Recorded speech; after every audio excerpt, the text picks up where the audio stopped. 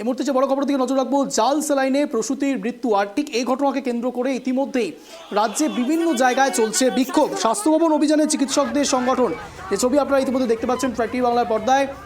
স্বাস্থ্য ভবন অভিযানে চিকিৎসকদের সংগঠন, medical service centre, service doctors forum এবং নার্সেস ইউনিটি তরফ থেকে জাল স্যালাইন কাণ্ডের প্রতিবাদে স্বাস্থ্য ভবন অভিযানের ডাক। কার্যত আপনারা দেখতে পাচ্ছেন সেখানে পুলিশ বাহিনী দাঁড়িয়ে রয়েছে, ব্যারিকেড ভেঙে দেওয়ার চেষ্টা করছে স্বাস্থ্য ভবন অভিযানের জন্য চিকিৎসক সংগঠন। এই বিষয়ে বিস্তারিত কথা বলবো, এই মুহূর্তে রয়েছে আমাদের সঙ্গে আমাদের প্রতিনিধি অবদীপ। অবদীপ, যে ছবিটা আমরা ইতিমধ্যে দেখতে পাচ্ছি, পুলিশের সঙ্গে ধস্তাধস্তি এবং কার্যত জাল স্যালাইন প্রসূতির মৃত্যু হওয়ার পর থেকে ফিউরিয়াস হয়ে উঠছে চিকিৎসক সংগঠন, কি জানতে পারছো? একদমই, দেখো, medical service centre, service doctors forum এবং নার্সেস ইউনিটির তরফ থেকে জাল স্যালাইন কাণ্ডের প্রতিবাদে আজকে স্বাস্থ্য ভবন অভিযানের ডাক দেওয়া হয়। নিষিদ্ধ কোম্পানির রিগলাইনার ল্যাটেল ব্যবহারের ফলে প্রসূতির মৃত্যুর ঘটনায় যে ঘটনা ঘটেছে তার কিন্তু তারই প্রতিবাদে আজকে জুনিয়র ডাক্তার এবং ডাক্তারদের যারা যে সংগঠনগুলি রয়েছে সেই সংগঠনের তরফে স্বাস্থ্য ভবন অভিযানের ডাক দেওয়া হয়।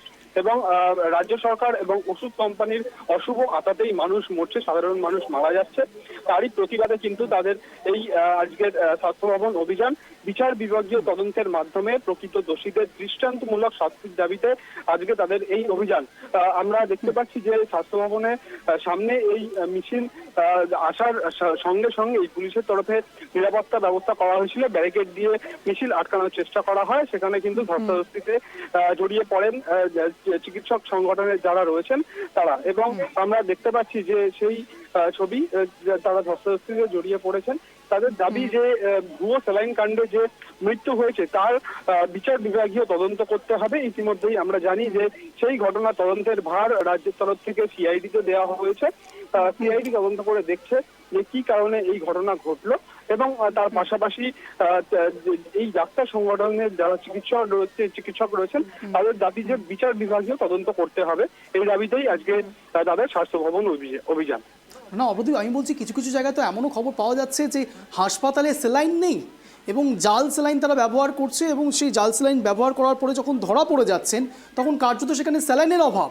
তারা বলছেন অনেক বেশি রিকুইজিশন জমা দিতে হবে, অনেকগুলো প্রসেস, তাই তারা এই সার্ভিস দিতে পারছে না। অবদীপ, একদমই, দেখো, শুধু স্যালাইনের অভাব সেটা নয়, এই যে জাল স্যালাইন, ভুয়ো স্যালাইন ব্যবহার করা হচ্ছে, সেটা ব্যবহার করা হচ্ছে যে রোগীর ক্ষেত্রে ব্যবহার করা হচ্ছে তাকে দিয়ে মুচলেখা লেখানো হচ্ছে যে যাতে তার শরীরের পরিস্থিতি যদি খারাপ হয় তাহলে ডাক্তাররা কোনোভাবেই দায়ী হবেন না, এরকম একটা মুচলেখা দেখানো হচ্ছে, তেমনটাও কিন্তু অভিযোগ উঠে আসছে।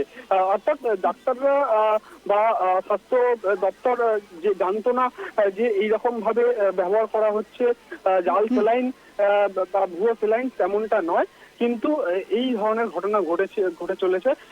গতকাল সন্ধ্যেবেলা থেকেই এই জাল স্যালাইনকে কিন্তু পুরোপুরি নিষিদ্ধ করে দেওয়া হয়েছে, এবং আমরা বিভিন্ন মেডিকেল কলেজ হাসপাতালগুলি থেকে দেখতে পাচ্ছি যে এই যে জাল স্যালাইন বা ভুয়ো স্যালাইন সেগুলোকে কিন্তু সরিয়ে নিয়ে যাওয়ার প্রক্রিয়া চলছে, এবং যে সরিয়ে নিয়ে যাওয়ার প্রক্রিয়া চলছে তাতেই কয়েকটি জায়গায় জাল স্যালাইনের ঘাটতি দেখা যাচ্ছে।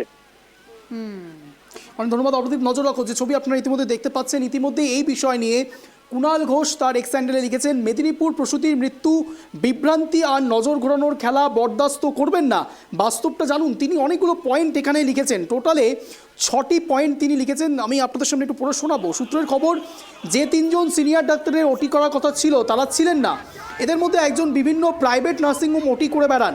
অন্যদিকে 2 নম্বর অ্যানাস্থেশিয়া বিশেষজ্ঞ ছিলেন না, একজন ফার্স্ট ইয়ার পিজিটি কাজটা করে। 3 নম্বরে তিনি লিখেছেন 2জন থার্ড ইয়ার পিজিটি ওটি করে, সাহায্য করে ইন্টার্ন। 4 নম্বরে লেখা হয়েছে, কাঁচা হাতে অ্যানাস্থেশিয়া দেওয়ার সময় থেকেই সমস্যা শুরু। যারা বুঝতে পারছেন না অ্যানাস্থেশিয়া বিষয়টি ঠিক কী, মূলত কোনো জায়গায় ইঞ্জেকশন করতে গেলে বা কোনো অপারেশন করতে গেলে সেই জায়গাটিকে অবশ করা হয়, তখনই সেই অ্যানাস্থেশিয়া ব্যবহার করা হয়। কাঁচা হাতে অ্যানাস্থেশিয়া দেওয়ার সময় থেকেই সমস্যা শুরু, পরে সামলাতে গিয়ে জটিলতা বাড়ে, বেগতিক দেখে এর সিনিয়রকে খবর পাঠানো হয়, ততক্ষণে সব জটিল। 5 নম্বরে লিখেছেন, ধামাচাপা দেওয়ার তাড়াহুড়োয় একই সময় একই ডাক্তার পাশাপাশি 2 টেবিলে 2টো ওটি দেখিয়ে ফেলেছেন রেকর্ডে। 6 নম্বর, প্রসূতি এরপর যখন অসুস্থ হন এরা তার টিকিটে বিস্তারিত রেকর্ড করেনি।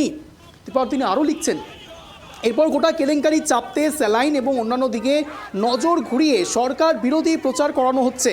স্যালাইনে কোনো ত্রুটি থাকলে প্রমাণিত হোক সেটাও, কিন্তু তা দিয়ে যেন আসল কাণ্ড আড়াল না করা হয়। আশা করি তদন্ত রিপোর্টে ডাক্তারদের কয়েকজনের এই ভয়ানক কীর্তি উঠে আসবে এবং সংশ্লিষ্ট সকলের যথাযথ শাস্তি হবে। মূলত কুণাল ঘোষ বলবার চেষ্টা করছেন, তারা এই যে আন্দোলন করছেন বা এই যে বিক্ষোভ প্রদর্শন করছেন জাল স্যালাইনকে কেন্দ্র করে, মূলত তাদের এই যাবতীয় বিক্ষোভ প্রদর্শন, ক্ষোভ বিক্ষোভ এসবই আদেও তাদের কাজের গাফিলতিকে ঘুরিয়ে দেওয়ার জন্যেই তাদের এই বিক্ষোভ, অর্থাৎ সম্পূর্ণ সরকার বিরোধী প্রচার চালাচ্ছে চিকিৎসকেরা, এমনটাই বলার চেষ্টা করছেন কুণাল ঘোষ। এবার দেখার কুণাল ঘোষ সত্যি বলছেন নাকি কুণাল ঘোষের সূত্র সত্যি বলছে, নাকি এই আন্দোলন জাস্টিফাইড। নজর থাকছে।